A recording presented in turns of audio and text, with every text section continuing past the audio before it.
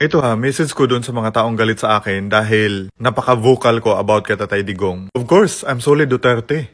Yung mga pagmumura nyo sa akin sa comment section, hindi yan lumalabas dyan sa comments kasi naka-filter, sorry kayo. Pero ito yung message ko sa inyo. Alam nyo kasi kung bakit ko mahal na mahal si Tatay Digong. Especially sa akin, sa aming mga OFW. Kasi ako, I've been working abroad for 12 years at marami ng presidente dumaan. Nung si Tatay Digong yung naging presidente, doon ko talaga naramdaman na kami mga OFW ay may halaga. Sobrang laki ng respeto niya sa aming mga OFW.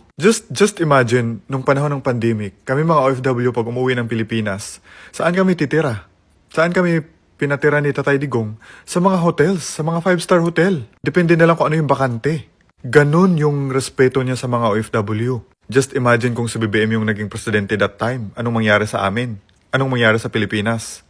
Okay, sabihin natin, maraming namatay na mga inosente during war on drugs. Isisi ba natin lahat kay Tatay Digong yun? Of course not. Pero you have to think the brighter side, the positive side na millions din ang save niyang buhay kasi maraming drug addict na nagbago. Hindi niyo ba na-gets yun? At wag na tayong magpakabingi at bulag. Nagbago talaga ang Pilipinas during his time. Ang dami nang dumaan na presidente sa Pilipinas. Pero just imagine, first time dumalaw ang leader ng Japan at pumunta pa talaga sa bahay niya kasi naramdaman niya safe ang Pilipinas.